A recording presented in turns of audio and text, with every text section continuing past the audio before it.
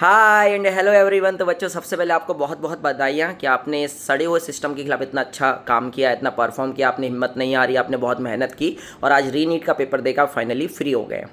तो पेपर कैसा था इस बारे में बात करेंगे। आप लोग कट ऑफ जानना चाहते हैं कि कट ऑफ क्या जाएगा छत्तीसगढ़ स्टेट के लिए, वो भी हम बताएंगे। लेकिन कट ऑफ तो नहीं बताएंगे, लेकिन हाँ, हम आपको हिंट करेंगे तो शायद आप उस हिंट से समझ जाओ। कट ऑफ तो मैं कल तक ही बताऊंगा, क्योंकि मुझे थोड़ा सा एनालिसिस करना होता है। तुरंत कुछ भी बोल देने से कुछ भी नहीं होता है। तो सबसे पहले अगर हम पेपर का कंपैरिजन करें तो 2026 में जो पहला पेपर हुआ था नीट का, उससे तो इसका कंपैरिजन नहीं किया जा सकता। 2024 2023 से भी इसका कंपैरिजन नहीं किया जा सकता। इसका कंपैरिजन किया जा सकता है 2025 के पेपर से। तो 2025 के पेपर से कंपैरिजन करते हैं। जैसा कि आप लोग जानते होंगे 2025 में जो हमारे सीजी का कट ऑफ गया था जनरल और ओबीसी कैटेगरी का, वो 472 के आसपास गया था। और अगर एससी कैटेगरी की बात करें तो एससी कैटेगरी का जो कट ऑफ गया था 394 395 के आसपास गया था। और एसटी कैटेगरी की बात करें तो 295 के आसपास गया था। और अगर ईडब्ल्यूएस की बात करें तो 425 426 नंबर के आसपास गया था। 2-4 नंबर ऊपर नीचे हो सकते हैं। तो अब पेपर का एनालिसिस करते हैं और उसके बाद हम बताते हैं कि इस बार का कट ऑफ क्या जा सकता है, जिसका आपको इंतजार है। लेकिन 100% कट ऑफ अभी नहीं बताऊँगा। परफेक्ट कट ऑफ या बिल्कुल सही कट ऑफ क्या होगा वो तो मैं आपको कल ही बताऊँगा।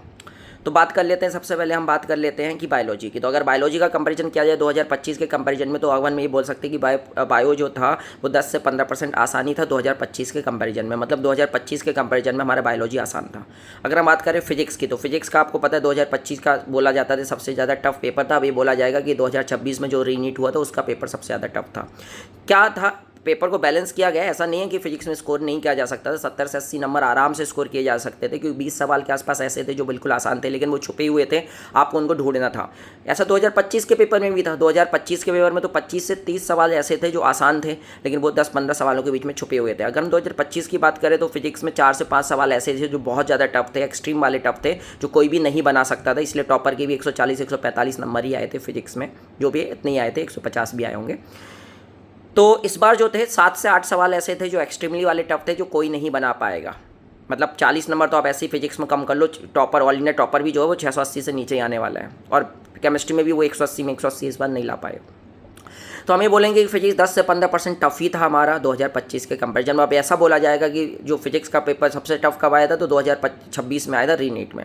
अब हम केमिस्ट्री पे आते तो आप देखो तो 5 या 6 साल से 2019 से लेकर 2026 तक के अगर हम पेपर देखें तो केमिस्ट्री एवरेज ही रहता था, ना ज़्यादा बहुत ज़्यादा आसान, ना बहुत ज़्यादा टफ। लेकिन इस बार केमिस्ट्री को टफ बनाया गया है। तो केमिस्ट्री की अगर बात करें तो 20 से 25% इस बार टफ है 2025 के कंपैरिजन में। तो ओवरऑल जो पेपर है वो 2025 के कंपैरिजन में टफ साइड पे जा रहा है। अब टफ साइड पे जा रहे हैं तो कट ऑफ तो आप पता लगा ही सकते हैं। अगर मैं कट ऑफ बोल रहा हूँ कि 2025 का जो 2025 के कंपैरिजन में वाला पेपर टफ है, तो आप समझ सकते हैं कि 2026 में जो अभी पेपर हुआ है, जो आज आप देख के आए हैं, वो 2025 के कंपैरिजन में टफ है। तो आप समझ सकते हैं कि कट ऑफ क्या जाएगा, उस समय क्या गया था। तो अगर मैं ये बताऊँ कि अच्छा स्कोर क्या है, मतलब अच्छा स्कोर मतलब ये होता है कि टॉप का कॉलेज मिल सकता है इस स्कोर पर। अच्छे स्कोर की बात कर रहे हैं। फिर हम ये बात करेंगे कि इसमें बुरा स्कोर क्या है जिस पे सिलेक्शन हो सकता है। तो कट ऑफ तो फिर आप पता लगा ही लेंगे अपने हिसाब से, ठीक है।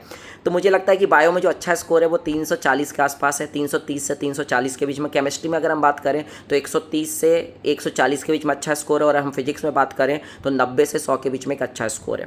तो अगर 90 और 130 को जोड़ दिया जाए 210 होता है, और 330 को वहाँ पे जोड़ दिया जाए तो 540 होता है। मतलब 540 से 550 नंबर अच्छा स्कोर है। अच्छा स्कोर समझ रहे हो ना, टॉप के कॉलेज के लिए, छत्तीसगढ़ के, ठीक है। अगर हम अब कट ऑफ की बात करें कि मतलब लास्ट पे जाएं तो क्या अच्छा स्कोर है, तो बायो में 320 के आसपास है। अगर हम केमिस्ट्री की बात करें तो 110 से 120 स्कोर है।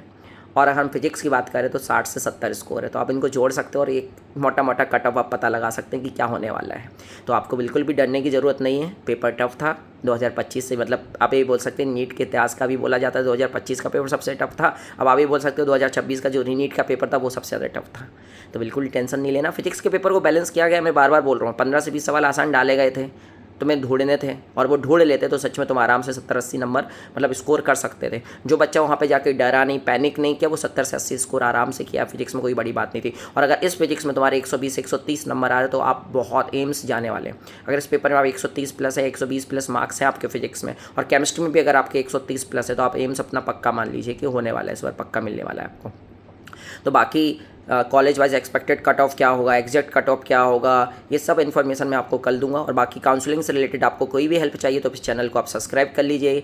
इस चैनल पर आपको फ्री ऑफ कॉस्ट विदाउट 1 रुपये लिए सब इन्फॉर्मेशन दी जाएगी और जितना हमसे बनेगा उतनी मदद की जाएगी। काउंसलिंग थोड़ा सा टफ टास्क होता है, टफ नहीं बोलना चाहिए, बहुत लंबा प्रोसेस होता है। और पेरेंट्स लोग बहुत सारे लोगों को 50,000 1 लाख रुपए दे देते हैं। मैं आपको फिर से इस वीडियो के माध्यम से ये बताना चाहता हूँ कि काउंसलर कुछ नहीं कर सकता है। वो ये बोलेगा कि मैं कॉलेज फिल करूँगा तो आपको कम मार्क्स में कॉलेज मिल जाएगा, ऐसा नहीं होता। बाकी आपकी इच्छा आपको पैसे देने हैं कि नहीं देने, बाकी फ्री ऑफ कॉस्ट यहाँ पे एक पैसा भी नहीं लिया जाएगा, एक पैसा भी नहीं लिया जाएगा और आपकी पूरी मदद की जाएगी, आपको हर इन्फॉर्मेशन दी जाएगी। बस आपको चैनल को सब्सक्राइब करना है और अगर आपको मेरी ज़रूरत है हेल्प की तो आप मेरी कोचिंग में भी आ सकते हैं। और इसके साथ साथ अगर आपको और कुछ चीज़ें पूछना है तो आप व्हाट्सएप में भी मुझसे पूछ सकते हैं। मेरा व्हाट्सएप नंबर मेरे मतलब चैनल पे डला हुआ है, आप वहाँ से देख सकते हैं। तो इन्हीं सभी शुभकामनाओं के साथ आज का वीडियो यहीं पे समाप्त करता हूँ। मिलता हूँ कल किसी नई वीडियो के साथ और बहुत सारी बातें करेंगे, बहुत सारी काउंसलिंग के बारे में सब कुछ बताया जाएगा। किसी को 1 रुपये भी देने की ज़रूरत नहीं है, काउंसलिंग मैं आपको पूरे करवा दूंगा यहाँ पे। और अगर आप चाहें तो फिजिकली मुझसे मिल भी सकते हैं मेरी कोचिंग में आके, वहाँ पे भी आपको काउंसलिंग रिलेटेड हेल्प की जाएगी और जितनी हमसे बनेगी उतनी की जाएगी। कई बार ऐसा होता है कि फ्री का कोई मीनिंग नहीं होता, मतलब फ्री का कोई वैल्यू नहीं करते लोग, तो उनको लगता है कि ये आदमी पैसा नहीं ले रहा है मतलब ये कोई फ्रॉड करेगा। तो अब वो आपकी इच्छा है, आप सोच सकते हैं। बस हमने तो ये सोचा है कि यार इस जीवन में आए तो कुछ अच्छा करके जाएं, लोगों की मदद करके जाएं। पैसा तो हम ऊपर लेके नहीं जाएंगे लेकिन लोगों की दुआएं ज़रूर लेके जाएंगे, इसलिए हर चीज़ फ्री ही बताई जाती है यहाँ पे। तो आइए कभी मिलने के लिए, हमें भी अच्छा लगेगा, आपको भी अच्छा लगेगा। और कट ऑफ के बारे में बहुत सारी बातें कर ली हैं और याद रखिएगा जो होता है अच्छे के लिए होता है। बहुत सारे बच्चे हैं जिन्होंने बहुत अच्छी मेहनत की रीनीट के लिए और वो अपना स्कोर बहुत अच्छा इम्प्रूव किया। याद रखिए उस पेपर के 580 नंबर पे भी आपको कॉलेज मिलता है, ये कंफर्म नहीं था क्योंकि पेपर लीक हुआ था। लेकिन इसमें अगर आपके 480 नंबर भी आ रहे हैं तो आपको कॉलेज कंफर्म मिलेगा, कोई आपको रोक नहीं सकता है। तो जो होता है अच्छे के लिए होता है, कुछ भी बुरा नहीं हुआ है इसमें। अब आप ये मत सोचिए कि उस पेपर में मेरे 550 आ रहे थे, इसमें तो मेरे 500 ही नंबर आ रहे हैं। अरे भैया उस पेपर में 550 और इसमें 500, रैंक इसमें ज़्यादा अच्छी आने वाली है, बहुत ज़्यादा अच्छी आने वाली है उसके कंपेरिजन में। ठीक है, तो आपको बिल्कुल तनाव नहीं लेना है, मैं आपके साथ हमेशा हूँ, हर सिचुएशन में हूँ। कुछ भी गलत करने से पहले एक बार विकास सर को कॉल कर लें, क्या पता आपके जितने भी डाउट्स हैं कि आपके तनाव हैं वो दूर हो जाएं।